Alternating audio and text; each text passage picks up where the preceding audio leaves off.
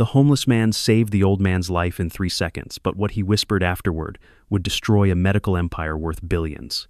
Blood mixed with Chicago rainwater as sirens screamed down Michigan Avenue, and I watched a street corner miracle that would expose murder's corruption and secrets buried so deep they required a man to fake his own death to uncover them. Tell me in the comments where you're watching this story unfold, because by the time I finish telling you what really happened that Tuesday morning, you'll never walk past another homeless person without wondering what incredible story they're hiding. I'm Sarah Chen, Channel 7 News. 3 years covering drug busts, political scandals, charity frauds, but nothing prepared me for the man everyone ignored on Michigan and state. Marcus Sullivan looked like any homeless guy. Cardboard sign reading "Anything helps. God bless." Torn jacket, dirty jeans, unkempt beard. 2 years on that corner while thousands walked past daily, including me. I dropped change in his cup maybe 50 times, always rushing to some assignment, always too busy to actually look at him. He'd say thank you in this quiet voice that seemed oddly educated, but I never paid attention. Just another invisible person in a city full of them. That Tuesday started ordinary. Meeting my cameraman Jake at Starbucks for a boring interview with the mayor about homeless policy. The irony kills me now, stepping over a homeless man to discuss homeless people like statistics in a budget report. Then Edward Blackstone stumbled into traffic. 78 years old, expensive coat, silver hair, perfectly styled even at 8 in the morning. He looked like old Chicago money, the kind of man who owned buildings and politicians. Later, I'd learn he owned something much more valuable and dangerous. He owned people's lives. Edward stepped off the curb wrong, confused. Cars honked, brakes squealed. A delivery truck barreled toward him, driver texting oblivious he was about to kill Chicago's most powerful medical insurance CEO. The crowd froze.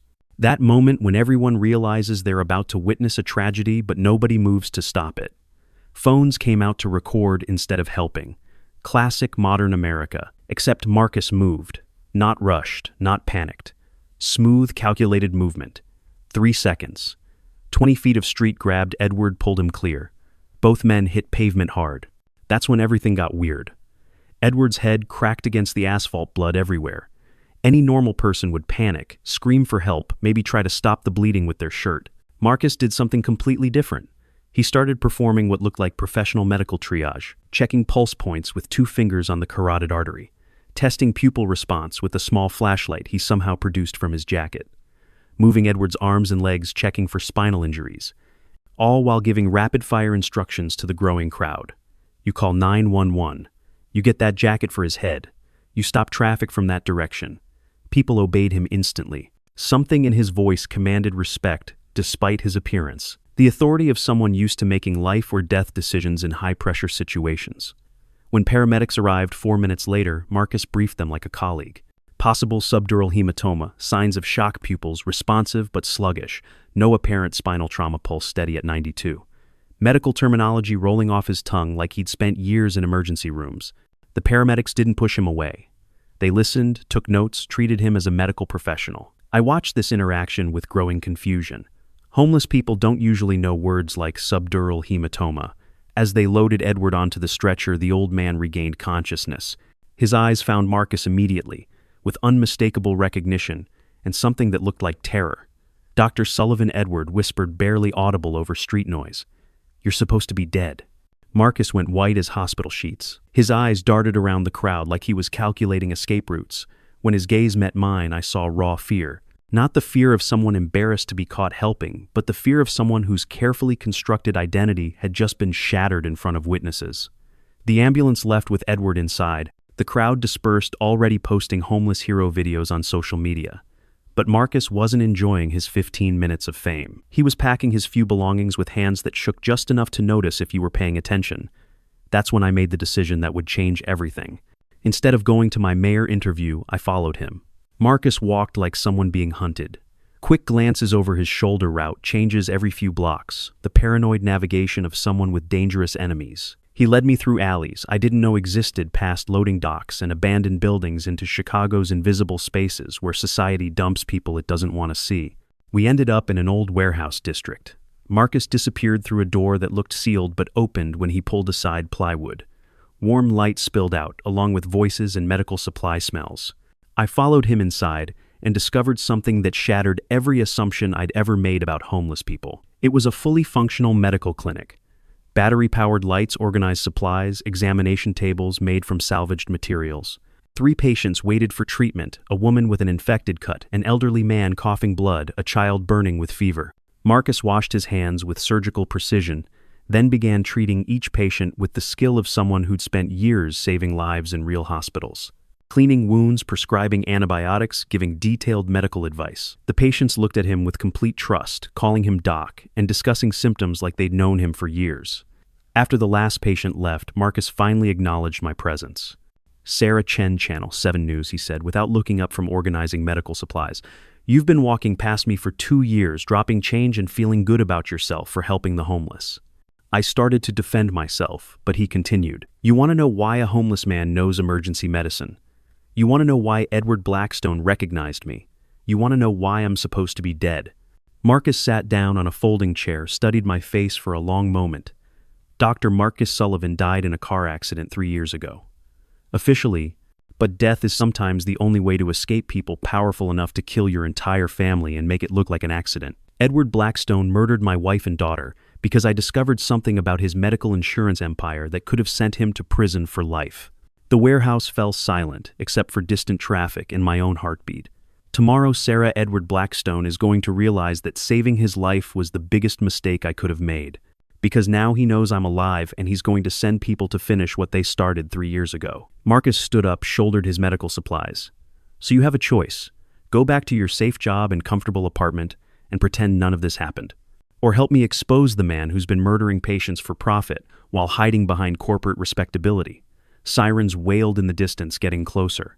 "Decide fast, Sarah, because I don't think those are ambulances coming for us." Running through Chicago's tunnels with a dead man while sirens screamed overhead taught me that some secrets require you to disappear from the world just to survive long enough to expose them.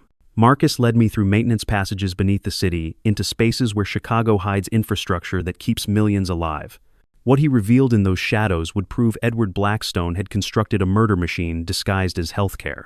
The sirens faded as we descended underground. Marcus moved through tunnels like he had mapped every escape route. We stopped in a wider chamber where tunnels converged. Someone had turned this space into shelter with sleeping bags and battery lanterns. "Now I tell you who Dr. Marcus Sullivan really was," he said, settling onto concrete. 3 years ago, head of cardiac surgery at Chicago General, youngest department head in hospital history. Lived with wife Emma, pediatric nurse, and daughter Lily, 8 years old, who wanted to become a veterinarian.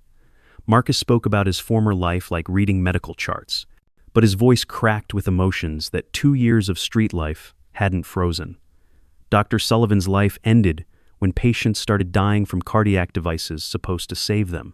Pacemakers failing after 6 months instead of 10 years. Artificial valves developing complications at impossible rates. Stents causing more blockages than they prevented. Marcus pulled out worn folder contents organized with surgical precision. Medical records, photographs that told story of systematic medical murder disguised as cost-effective healthcare. When he investigated patterns, all failing devices came from same manufacturer. MedTech Solutions owned by Blackstone Medical Insurance. The conspiracy was elegant. Edward Blackstone's insurance approved only cheapest medical devices made by his own subsidiary using substandard materials. When devices failed and patients died, insurance denied claims for additional treatment, saving money on both ends. Dr. Sullivan documented everything Marcus said, spreading papers on concrete. Patient names, device serial numbers, failure rates. He planned to present findings to Medical Board FDA. Enough evidence to shut down MedTech Solutions and send Edward Blackstone to prison. Marcus pulled out photograph that stopped my breath. Younger version of himself in scrubs, arms around beautiful woman, and gap-toothed girl before Christmas tree. All 3 looked radiantly happy. Night before Dr. Sullivan was supposed to testify, his family drove home from Emma's sister house, Marcus whispered. Raining roads, slick car went off Lakeshore Drive. Police said Emma fell asleep at wheel tragic accident. Marcus placed photograph back carefully, hands trembling. But Dr. Sullivan knew it was an accident. Emma never drove tired, had called 20 minutes before crash. Brake lines were cut, but crash was so severe evidence was destroyed. 2 days after funeral, Medical Board announced they found evidence of Dr. Sullivan prescribing illegal opioids. Planted evidence, but convincing enough to destroy credibility. Media painted him as drug dealer attacking respected businessman Edward Blackstone. Within month, Dr. Sullivan lost license house reputation. No job, no money, no way to continue investigation. That's when he realized only way to get justice for Emma and Lily was to become someone else entirely. Marcus pulled out death certificate with his own name. Official document complete with medical examiner signatures. My friend Carlos worked county morgue, Marcus explained. His son had heart defect that Dr. Sullivan repaired when boy was 6 surgery that saved his life. When I explained what happened to Emma and Lily, Carlos helped me disappear. Car accident on rural road body 2 burned to identify except through dental records and mortician willing to falsify documents for someone who had saved his child. Marcus Sullivan died Tuesday night in October, exactly 1 year after his family was murdered, Marcus said. Next morning, homeless man named Marcus started living on Michigan Avenue, invisible to world that had forgotten Dr. Sullivan existed. For 2 years, I've been documenting ongoing crimes of Edward Blackstone's empire. Living on streets gave me access to his victims, people who couldn't afford lawyers, people whose stories never make medical journals. Marcus showed me photographs taken with hidden camera documents, copied from hospital records, testimony recorded from families destroyed by Blackstone's system. Evidence was overwhelming and nearly complete. I've been sending copies to FBI agent Rebecca Torres, Marcus explained. She's building federal case against Blackstone Medical Insurance for healthcare fraud, but needed more evidence, more proof that pattern of deaths was intentional. Saving Edward Blackstone's life today wasn't heroism, Marcus said, meeting my eyes. It was strategy. For 2 years, I've been trying to get close enough to record confession. Today, when he was injured and vulnerable, Edward Blackstone said something that will destroy him. Marcus pulled out small recording device from his jacket. He confessed to having Emma and Lily killed Sarah. On tape, in front of witnesses. Tomorrow, Edward Blackstone gets arrested for conspiracy, murder, and healthcare fraud. Tomorrow, my family finally gets justice.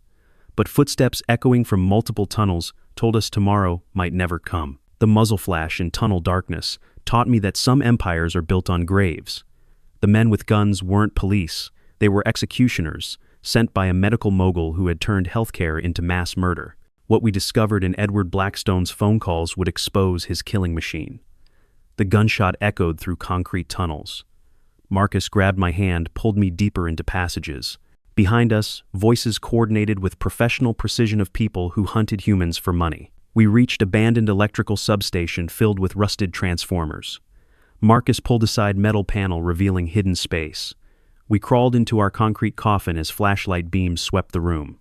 As we huddled in cramped space, Marcus showed me his phone where text message glowed like digital confession. Message was from Edward Blackstone sent to cleanup. The homeless man is Marcus Sullivan. Find him. Kill him. Kill anyone with him. Make it look like robbery. Next message revealed Blackstone's nature. This isn't first doctor who thought he could expose me. Remember Dr. Patricia Vance in Milwaukee. Remember Dr. James Chen in Detroit. Same solution. Marcus scrolled through more messages, years of communications between Edward Blackstone and people who eliminated threats. Names, dates, methods, all documented. Patricia Vance discovered Blackstone Medical Insurance approved experimental cancer treatments never properly tested, Marcus whispered. Treatments that killed patients faster than cancer but generated millions. She was found dead, apparently suicide, 2 days before testifying to Congress. James Chen was pediatric surgeon who discovered Blackstone manufactured defective heart devices, specifically for children, Marcus continued. Devices cheaper to produce, but failure rates 3 times higher. Children were dying so Edward Blackstone could buy yachts. Most damning evidence was recording Marcus made 6 months ago when he planted listening device near Blackstone's office. Recording was crystal clear, Edward Blackstone explaining business model to investors. We're not in business of keeping people healthy. We're in business of managing mortality for maximum profitability. Every patient who dies within first year represents pure profit. Investors laughed. One asked about legal risks. Legal risks are manageable when you control regulators, Blackstone explained. We donate to right campaigns, hire right consultants, and when necessary, eliminate problems. I've been doing this 30 years, never met whistleblower who couldn't be permanently silenced. As we listened to Edward Blackstone casually discuss murder as business strategy, approaching footsteps told us our hiding place had been discovered. My phone buzzed with call from unknown number. When I accepted on speaker, woman's voice filled our space with hope. This is FBI agent Rebecca Torres. Marcus, stay exactly where you are. We've been tracking GPS in your phone, have federal agents moving into position. We received your evidence package, have arrest warrants for Edward Blackstone and 12 members of his organization. Your recording from this morning was final piece we needed, she continued. Edward Blackstone, confessing to murders of Emma and Lily Sullivan, gave us probable cause to search his offices. What we found confirms everything you've investigated. Financial records, communication logs, testimony from 3 other doctors who survived attempts. Sound of federal agents shouting commands echoed through tunnels above, followed by gunfire and arrests. Agent Torres coordinated operation that would bring Edward Blackstone's empire crashing down. But Marcus's expression remained grim. He knew Edward Blackstone was too smart to be caught with hired killers. When we emerged from tunnels hour later escorted by federal agents, Agent Torres waited with news proving Edward Blackstone's survival instincts were sharp. Edward Blackstone disappeared from his office 20 minutes after you saved his life, Agent Torres explained. His private jet left Chicago, filed flight plan to Cayman Islands, but we believe he landed in country without extradition treaty. However, his disappearance doesn't mean he wins, she continued. We've frozen assets, seized companies, arrested 43 people. We've identified over 300 families who were victims of his medical fraud. Agent Torres had one more surprise that would change everything about Edward Blackstone's motivations. There's something else, she said, handing Marcus file folder. We found these in Edward Blackstone's personal safe. They explain why he became so ruthless. Inside were medical records for Catherine Blackstone, Edward's wife, who had died 15 years ago from cancer that could have been treated if insurance had approved experimental therapy. Treatment was denied because it was too expensive, Agent Torres explained. Catherine Blackstone died because insurance valued profits over human life. Edward Blackstone spent next 15 years becoming the monster that killed his wife. Marcus looked at records with expression mixing understanding with revulsion. He became the disease he was trying to cure, Marcus said. And Emma and Lily died because he couldn't see difference between preventing suffering and causing it. As federal agents coordinated massive investigation that would unravel Edward Blackstone's empire, Marcus stood like man who had reached end of journey that consumed 3 years of his life. Homeless clinic would be rebuilt, evidence was in federal hands, and somewhere medical murderer was learning money couldn't buy immunity forever. But our story was far from over, because Edward Blackstone's escape meant Marcus Sullivan was still target. An empire of greed was wounded but not destroyed. 3 days in FBI safe house felt like victory, until Edward Blackstone's video call proved our enemy was still playing chess while we celebrated checkers. What he revealed from his tropical exile would shatter everything we thought we knew about his escape, and when the person I trusted most betrayed us, I understood that Marcus had been preparing for the moment when the hunter would become the hunted. The safe house looked like suburban ranch home in Naperville, complete with white picket fence, but reinforced windows and federal agents disguised as neighbors told different story. Agent Torres insisted Marcus and I stay under protection while they built their case. Marcus spent 3 days on phone with prosecutors, walking them through years of evidence. His testimony was methodical, precise, devastating. 43 arrests had been made, federal agents still tracking down accomplices in conspiracy stretching from Chicago to Switzerland. But Marcus's behavior during protective custody troubled me. He seemed too calm, too prepared for every FBI question, too familiar with procedures that should have been foreign to man who spent 2 years as homeless street doctor. On third night, everything changed. Marcus was reviewing legal documents when his burner phone rang. Caller ID showed zeros, but Marcus answered anyway. "Hello, Marcus." Edward Blackstone's voice filled kitchen through speaker. "I hope you're enjoying your moment of victory because I have news that's going to change everything." Marcus's knuckles whitened as he gripped phone. Agent Torres had warned us Blackstone might contact that desperate men made mistakes when empires collapsed. You see, Marcus Blackstone continued with confident tone, "Your FBI friends think they've won because they froze my American assets. But they don't understand scope of what I've built over 30 years. What followed made our victory feel like prelude to disaster. Edward Blackstone hadn't just been running medical insurance scam in United States. He had built global network of corrupt healthcare systems spanning 6 countries and involving over 200 medical professionals. My real empire isn't in Chicago, Marcus Blackstone explained. It's in places where American law enforcement can't touch me, where medical licenses can be bought, where patient deaths are just quarterly statistics. Your evidence destroyed my American operations, but forced me to activate contingency plans in place for decades." Marcus looked at me with expression mixing fear with admiration for his enemy's planning. Edward Blackstone hadn't escaped to avoid prosecution. He had retreated to position where he could rebuild using resources FBI couldn't investigate.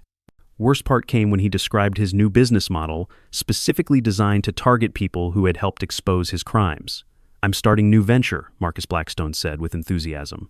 medical tourism company specializing in treating homeless populations in American cities. We offer free transportation to facilities in countries with relaxed oversight, where experimental treatments can be administered without bureaucratic delays. Implications hit like physical blow. Edward Blackstone planned to use offshore medical facilities to kidnap and experiment on homeless Americans, very people Marcus had protected. Every homeless person who helped you, every patient you treated, every witness who testified, they all qualify for our special program, Blackstone continued. Beauty is when homeless people disappear, no one looks. No missing person reports, no family demanding investigations, no media coverage. Marcus's face went white, but his voice remained steady. "You're talking about murdering innocent people for revenge," Marcus said. "That's genocide." Blackstone's laugh was sound of man who had lost moral constraints. "I'm talking about efficient resource allocation, Marcus. Those people consume social services, contribute nothing, already dying slowly from exposure. I'm accelerating process while generating valuable medical data for wealthy patients." Real twist came when Blackstone revealed his escape hadn't been desperate. "Marcus, I have to thank you for saving my life on Michigan Avenue," Blackstone said.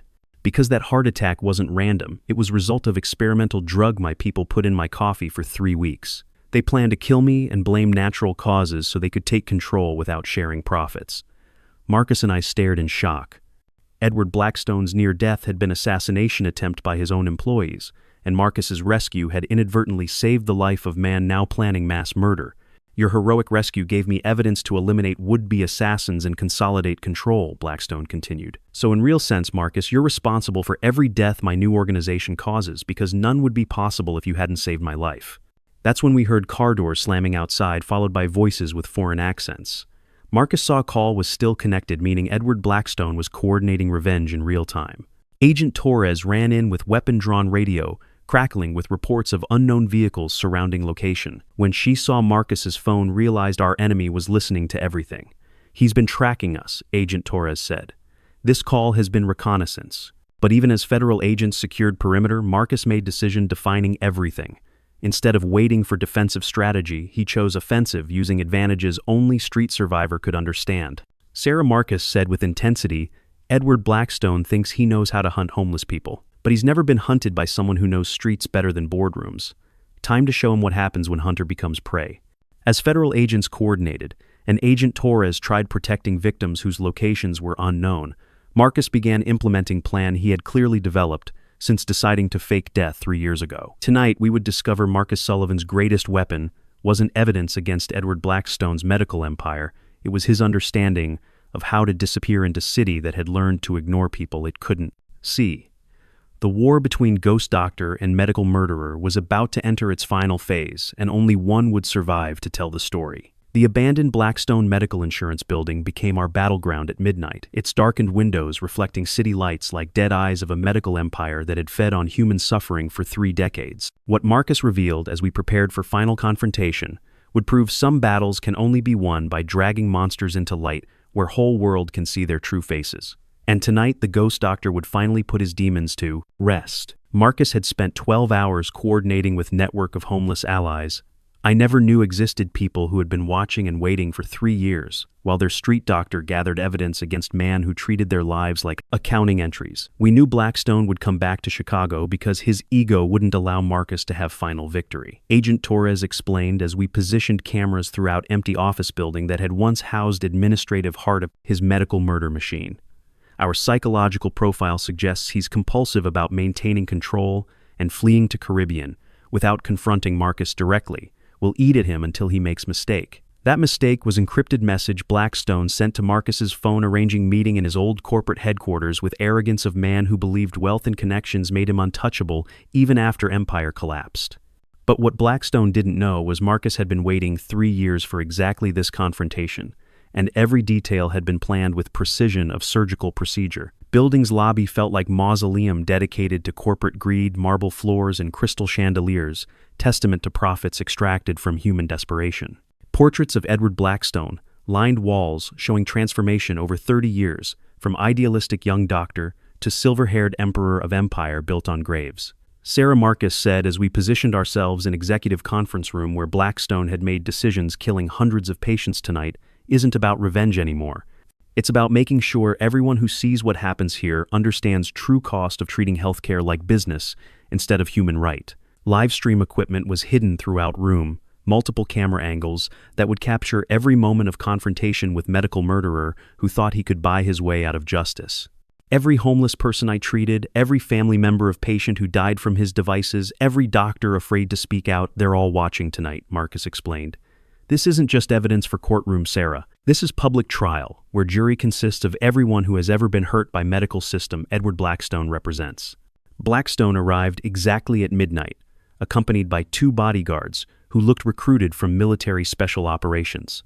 He walked into conference room with supreme confidence of man who believed he held all advantages, money and weapons, and international connections that could solve any problem. But when lights came up and he saw cameras positioned around room, when he realized his face was already being broadcast to thousands of viewers on multiple social media platforms, Edward Blackstone's expression shifted from confidence to approaching fear. "Hello, Edward," Marcus said, taking seat across table from man who had destroyed his family. "I'm glad you decided to come back to Chicago. There are some things we need to discuss in front of our audience." Blackstone looked around room, calculating angles and escape routes with instinctive paranoia of someone who had spent decades making enemies. His bodyguards positioned themselves near exits but seemed uncomfortable with cameras documenting their every movement. "You think this changes anything?" Marcus Blackstone said, voice carrying cold authority that had intimidated patients and politicians for 30 years. "You think streaming this conversation makes you safe, makes your homeless friends safe, makes anyone safe from consequences of crossing me?" But Marcus's response revealed he understood something about power that Edward Blackstone had forgotten during decades of unopposed success. "I think sunlight is best disinfectant," Edward Marcus replied. "And after tonight, everyone is going to see exactly what kind of infection has been growing in American healthcare system for past 30 years. What followed was most devastating public interrogation I had ever witnessed. Marcus didn't shout or make accusations or resort to emotional confrontation that would have made him look unstable to growing online audience. Instead, he methodically presented evidence, playing recordings and displaying documents that built undeniable case. First recording was Edward Blackstone discussing profit margins generated by patient deaths, his voice explaining to investors how denying claims for expensive treatments could generate millions in additional revenue. Livestream audience could hear him laughing about families who went bankrupt trying to pay for medical care his insurance should have covered. Second piece was more personal recording of Blackstone ordering murder of Dr. Patricia Vance, Milwaukee physician, who had discovered his cancer treatment scam. Audience listened in horrified silence as Blackstone discussed efficient way to eliminate whistleblower while making death look like suicide. But it was third recording that broke Edward Blackstone completely conversation, where he had confessed to ordering murders of Emma and Lily Sullivan, Marcus's wife and daughter. Live stream audience heard him describe cutting brake lines and timing accident to coincide with Marcus's planned testimony. As each piece of evidence was presented, number of viewers climbed steadily. 10,000 became 50,000, became 200,000, became over a million people watching Edward Blackstone's public destruction. Comments flooded screen, expressions of outrage and demands for justice from people around world witnessing exposure of systematic medical murder. Blackstone's composure cracked as he realized his reputation, remaining business connections, and ability to operate in shadows were being destroyed in real time by audience documenting every moment of his downfall. "You don't understand what you're doing," Marcus Blackstone said, hands shaking as he gestured toward cameras. "Medical system needs people like me, people willing to make hard decisions about resource allocation. Without cost controls, without profit incentives, entire healthcare infrastructure would collapse." That's when Marcus played recording that would define Edward Blackstone's legacy forever conversation, where he had described experimental medical facilities in offshore locations, plans to kidnap homeless Americans for fatal medical experiments.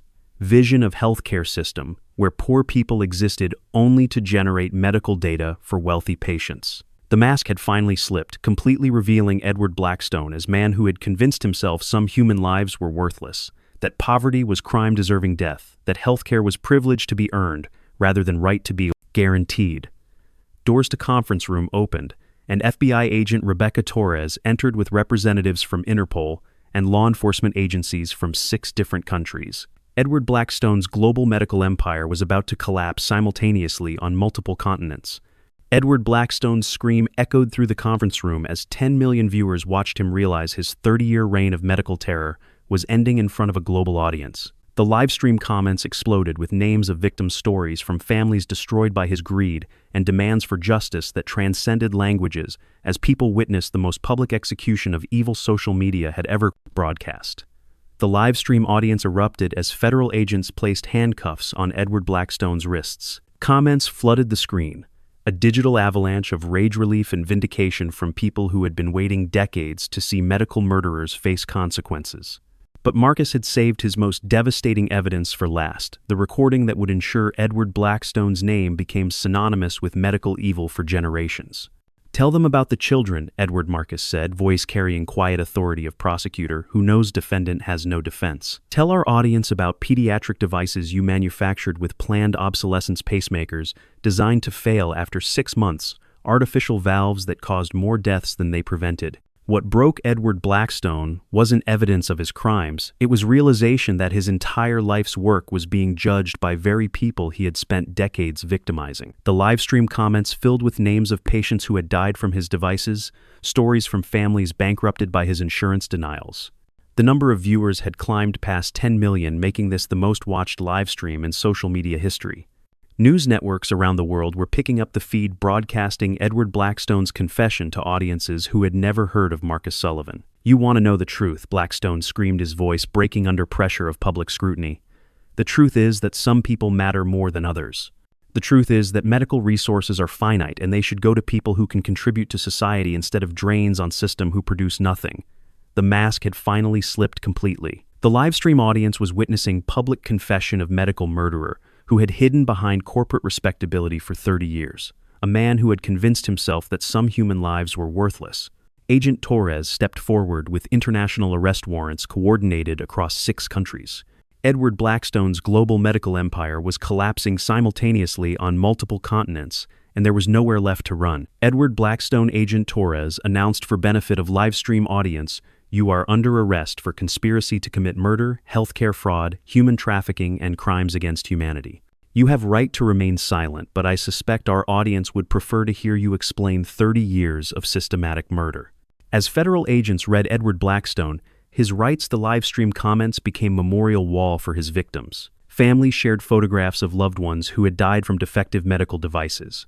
Patients described being denied life-saving treatments because Blackstone's insurance algorithms valued profits over human lives.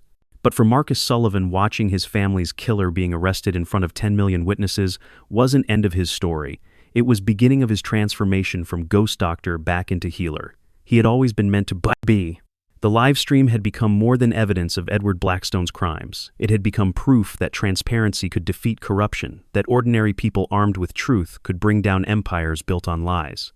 Marcus stood up as federal agents led Edward Blackstone away in handcuffs, his expression mixing satisfaction with exhaustion. For 3 years, he had planned for this moment, and now that it had arrived, he seemed uncertain what to do with victory he had fought so hard to achieve. The livestream was still running, 10 million viewers watching as Marcus Sullivan, the ghost doctor who had faked his own death to expose medical corruption, finally stepped back into light after 3 years of living in shadows. Sarah, Marcus said, looking directly into camera, broadcasting his words around the world for 3 years. "I've been invisible, forgotten, written off as worthless by society that couldn't see past my homeless appearance.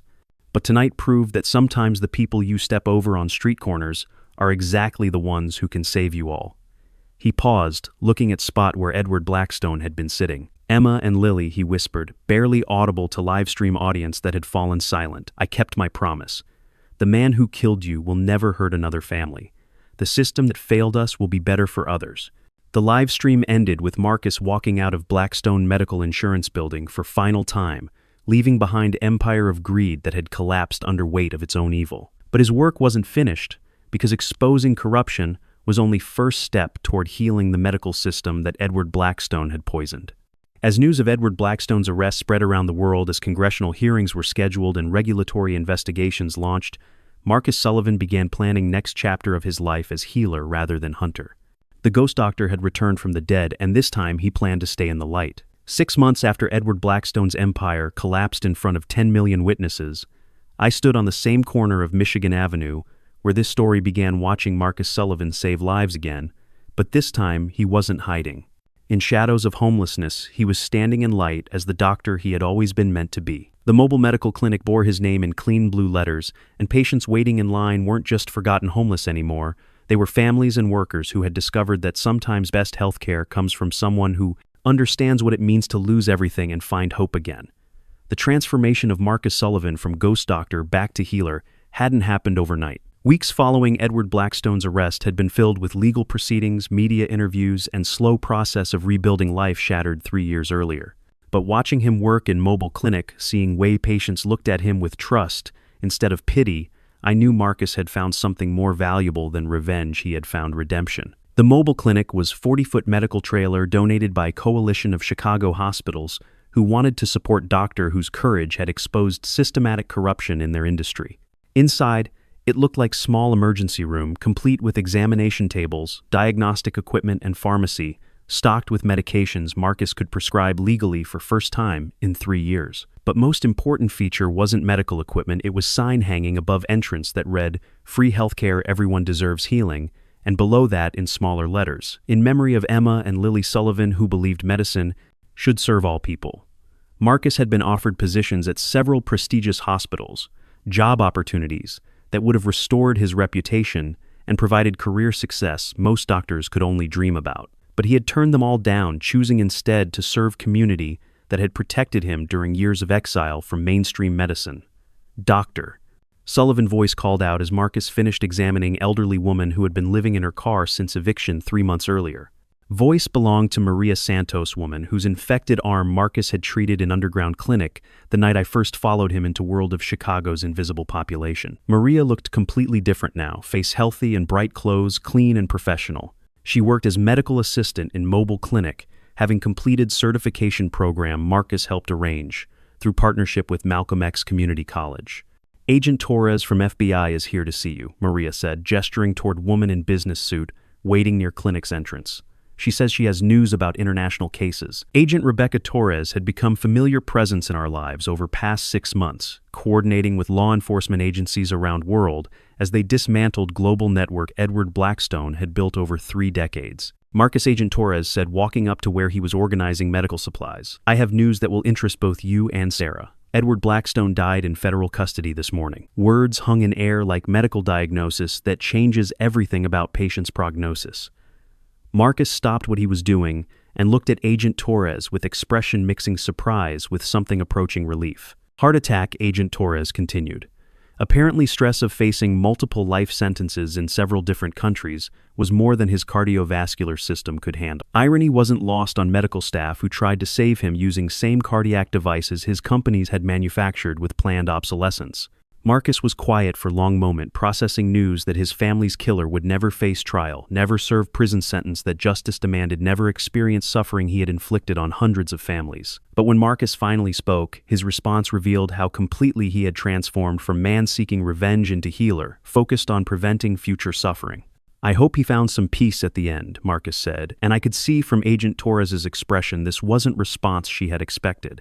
"Emma and Lily wouldn't have wanted me to celebrate anyone's death, even his. What matters now is making sure a system he created can never hurt anyone else again." Agent Torres nodded, clearly moved by Marcus's capacity for forgiveness, then delivered news, proving Edward Blackstone's death was just beginning of change his exposure had sparked. "International investigation has resulted in over 300 arrests across 6 countries, she explained. "We've shut down 12 illegal medical facilities, recovered over $2 billion in fraudulent insurance claims, and identified more than 5,000 families who were victims of systematic healthcare fraud Blackstone orchestrated." But most significant change wasn't in statistics. Agent Torres recited it was in policy reform sparked by live-stream broadcast of Blackstone's confession. Recording of his admission that he had manufactured medical devices designed to fail had triggered congressional hearings, FDA investigations, and new regulations that would make it much harder for future medical murderers to hide behind corporate respectability. As Agent Torres left to continue coordinating global investigation, Marcus returned to work in mobile clinic, treating patients who had learned to trust him not because of medical credentials, but because he understood their struggles in ways most doctors never could. The afternoon brought steady stream of patients, each with stories reminding me why Marcus had chosen to dedicate his life to serving people mainstream healthcare often ignored. There was David, 8-year-old boy whose fever Marcus had treated in underground clinic, now healthy and attending school thanks to ongoing medical care his grandmother could finally afford. As sun set over Michigan Avenue and Marcus finished treating his last patient of day, I realized Edward Blackstone's death had closed one chapter of this story but opened another, filled with possibilities that hadn't existed when homeless man first saved old man's life on crowded Chicago street. Marcus Sullivan had lost everything, faked his own death, lived as ghost among society's forgotten, and emerged from that experience with deeper understanding of what it meant to be healer. He had proven that sometimes people we step over on street are exactly ones who can save us all, and that best way to honor dead is to dedicate your life to healing living. In end, Marcus Sullivan didn't just get justice for his family, he helped create a world where fewer families would need that kind of justice in future, and sometimes that's most powerful revenge of all. I know you felt powerless watching corruption go unpunished, seeing the system favor the wealthy while ordinary people suffer. You've probably walked past homeless individuals wondering what stories they're hiding, what injustices they've endured. Marcus's journey proves that even when the world writes you off, your hidden strength can expose truth and create real change. You deserve to see justice served and underdogs triumph.